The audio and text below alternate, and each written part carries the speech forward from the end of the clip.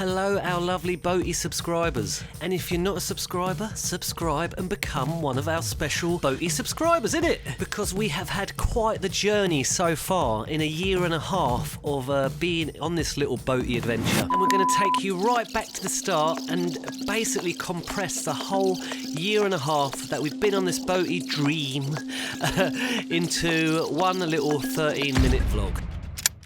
So it did not take us long to get carried away, guys. January 21, the first boat we viewed. It was a bit of a crap hole on the outside, but when you stepped inside, it was absolutely gorgeous. Probably the best inside of all the boats we viewed. But the guy, surprise, surprise, wouldn't let us get a survey, so it's probably got something wrong with it. On to the next one. Well, actually, we probably viewed about 10 upon stumbling upon this boat, Enchilada. Now, this was a really great boat build, but surprise, surprise, it came with its problems too. Yeah, we got really close to buying this one, guys. It was actually our special surveyor, Pat again, that put us off buying this boat. He had a flick through the survey and then quickly realised that in the 6 years that the seller had the boat, they hadn't even got any of the things fixed on the boat which it needed, and quite a few of these things were parts on the boat which would have deteriorated a hell of a lot more. A few months later, the boat was reduced from £42,000 to £20,000 because it was deemed unfit for the waters. It's actually quite dangerous driving this little bugger about. Someone did snap it up though, and then 2 weeks later I saw it on eBay with a new paint job and it was sold for £42,000 again. So yeah, watch out, guys. I did contact the seller and ask if I would be allowed a survey on it, and he said it had already been sold, and then it was still up on eBay for another month after that as well. So they're just probably waiting for someone that didn't want a survey. Yeah, it's a huge red flag if a seller's tiptoeing around you wanting to get a survey.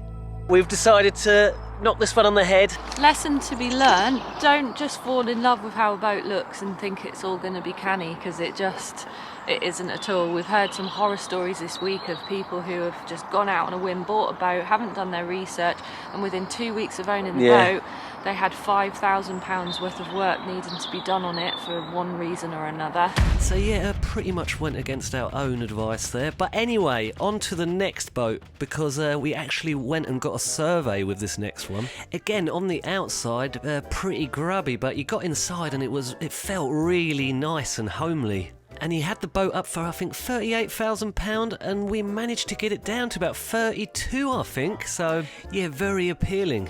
But then when it came to survey day, Pat, our surveyor, literally after seeing the boat for two seconds, he already sensed there was a problem, and about half an hour later, he took me down and he started showing me some real serious issues with the hull. Yeah, he said the whole entire bottom of the boat would need to be replated in the next years. So a few more boats later, and at this point we were getting very fidgety. We just wanted to get something to mess about with, and we certainly got something to mess about with, because roll up, here's the Whistling Wombat. You know this one, guys, and we both really fell for it, because at the time we were just so desperate to find the perfect boat and just get cracking. Look, there's the old bathroom. Yeah, missed the old shower as well. Haven't had a shower for over a year now, so yeah, we haven't got one. But we do have one on the marina, alright? And this takes us into the back room, the room with the leak. And look, there's a little bunk bed in here, if you remember. And underneath is the cupboard where the leak was cleverly hidden. Yeah, there were a few occasions when alarm bells rang for myself, but that's a different story. So it was lockdown, and it was very tricky to get a survey, and we went with the trust of the seller, really. Yeah, never do that, guys. Get a bloody survey. The seller did give us his previous survey from a year ago, which came across really clean, actually, and we ended up speaking to that surveyor as well for an hour on the phone, and it all seemed very cushy, really. But because there's absolutely no access to the bilges on this boat, he had also missed the leak under the floorboards, and that's obviously why the seller sold it. He probably caught wind of that and wanted to get rid of the boat, in my eyes. Yeah, always make sure that you can look down into the bilges, guys, when buying a boat. We done quite a lot of research, and nowhere did we find people ever sort of suggesting to try and look down into it. I think actually on the main day of purchase, someone said, I'll get a torch down in there, but by that point it was a little bit too late. So onward bound, the boat was finally ours, the sail had been made, and 4 days in, this is what Bex discovered. So we have a little problem, guys. Check this out. And doing this was absolutely pointless, guys, because there was absolutely shed loads down there.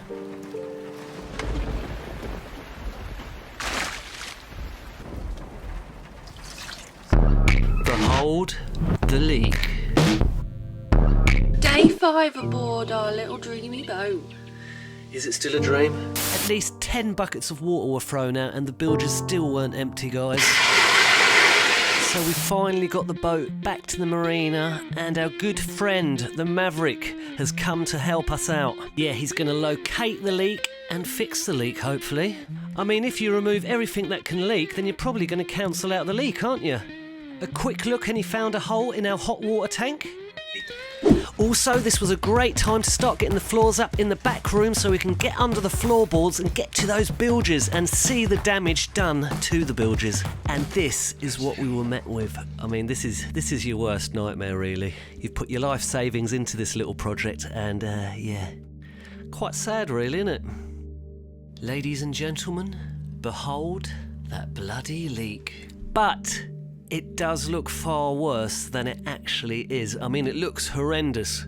And we always said if we're going to do this without a survey, then whatever comes our way because of it, we're just going to roll with. So yeah, here we are rolling with it.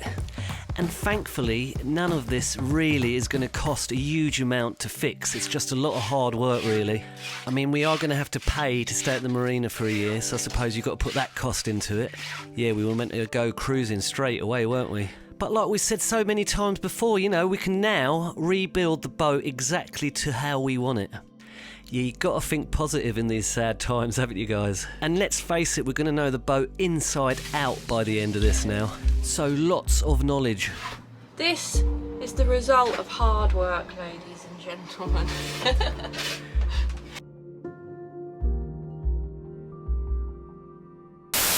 So with plans of our huge adventure put on hold, off we went on our new adventure to fix up our poor little boat. And at this point we thought it was just the back room with a bit of luck that sort of needed the treatment. We didn't know it was going to be the whole entire bloody boat, did we? So we got rid of the rusty sludge, we wire brushed it, and then we put on our Aquastil, our rust repellent. And while doing this, we came across a huge hole. Can you see it in the middle there? More of that later. Next, when that's dried, we follow it up with a coat of 2-pack epoxy. This is the final stage, and we'll add a top coat to our Aquastil layer, and in doing so prevent any water or oxygen wheedling its way down into the bilges and creating any future rust. So we stumbled across this 8mm hole in our 12mm hull. Does that make sense, guys? There's a hole in the hole! What would you do with that? Ask someone else to get a new boat. It's ridiculous.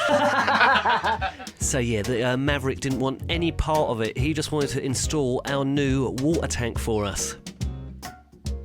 But little did we know that you actually need a special kind of tank for a boat. So yeah, this is what happened. That's gushing out.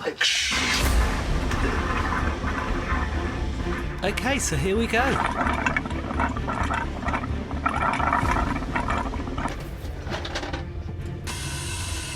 So I thought it was all going pretty well until... I'm not in the mood. We'll talk about it later when I know what's wrong. So the bottom of the tank started expanding and the bloody thing came tumbling out the door.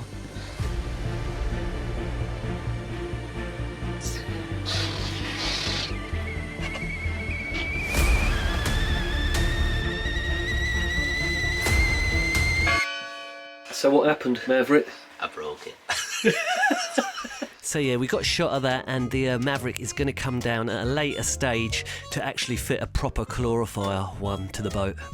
He's adamant to correct his wrongs, guys. So time to get back to the belly button, guys. And today we have a special marine engineer coming to check it out. We love this chap, and fear not, guys, this is not the Maverick. As much as we love the Maverick, this here is a real proper certified marine engineer, and we love him, don't we, Bex? Oh yeah, he's ace. We love him, and he has given us so much good advice over the past, and not only that, stopped us from essentially buying what would have been like a sinking ship, so bring him on. So Pat also was a little unsure to what the hull was and recommended it was probably a good idea to get a plate over the top of it just in case. Though he did say it could well be where they put the new base plate on the bottom of the boat, which is exactly what it was. So yeah, a little bit of a waste of money there, but you know, better safe than sorry. So yeah, this was all a little bit pointless really and silly, but no one knew what these holes were at the time. So that was one room free from rust extraction. On to the next room. This was the bathroom. We wanted to check to see what it was like under these floorboards too. Our beautiful floaty home. Our beautiful floaty home.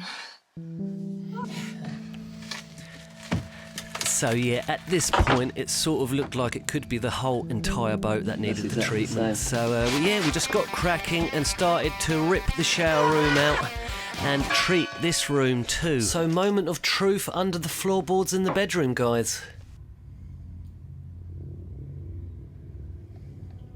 Here we go again. Now. Oh, maybe not. Yeah, at this point we knew we were going to probably have to do the whole boat.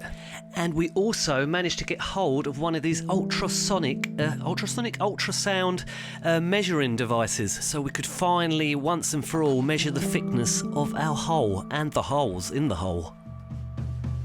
Jesus. So we have to bear in mind that this machine is not going to be like deadly accurate. Yeah, I think at this point we'd found about 3 or 4 of these giant holes throughout the vessel. Anyway, onward bound to my first day collecting my beautiful child. My beautiful Titan, ladies and gentlemen. Yes, I had to get it back in this little recap. You have to, don't you? I mean, it's a big part of me now. First contact, guys. Also, we got rid of our hatches and we put lovely new hatches on. Well, they're not that lovely actually, they still need sorting. We finally discovered where the true leak was coming from on the bow here. So that's it. Seems to be here. There'll be a tiny hole somewhere that gets in and then seeps and runs under. Becca built us a lovely compost loo because we knew we were finally going to have to take the boat up on a 1-week travel to get our blacking done.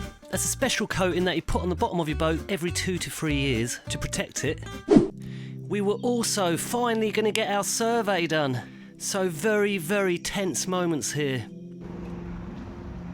I mean, looking at it, it looked so much better than the survey of the boat that we had out before. It looked really good, I thought, but you still don't know until a professional special surveyor has come and had a look, do you? So we needed a little plate welded on at the back in the bilges, probably where all that water's been sitting through the years. Apart from that, we were really happy with the way the survey went. For a boat that's 30 years old, I think it passed with flying colours, really. Then the boat was blacked. Then she went back in the water and we headed off on a week journey back to the marina to finally finish off all the DIY on the boat so we can take the boat off finally for permanent cruising for 2 to 3 years. Yeah, the kitchen here getting put back together again with Becca's lovely kitchen worktops that she made out of scaffolding boards. It's actually the first main bit that we've actually reinstalled back on the boat, isn't it? I don't think we've actually installed anything that's sort of for keeping yet, have we? We've just sort of taken stuff out and fixed it. This is the first actual bit of sort of getting everything placed back in. I finally built up enough courage to climb down into our Spiderous water tank and scrape it and get it ready to be painted so that we can have water on the boat again. And there you have it, guys. I just wanted to show you where we were up to. It's been a year and we've done a lot on the boat, really, so it's just a good little recap for everyone, or our new subscribers too, just to sort of know exactly the journey journey that we've been on. Okay, so like, subscribe, and we cannot wait to continue our journey with you guys. See ya!